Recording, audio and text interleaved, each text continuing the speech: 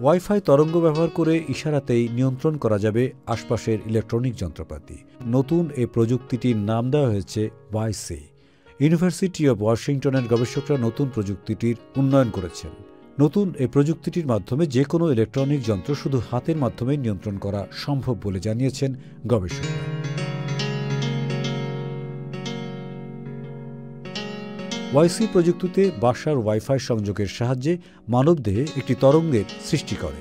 এর ফলে মানুষ ওয়াইসির মাধ্যমে বাসার টিভি বা স্টেরিওর মতো যন্ত্র চালু বা বন্ধ করতে পারবে।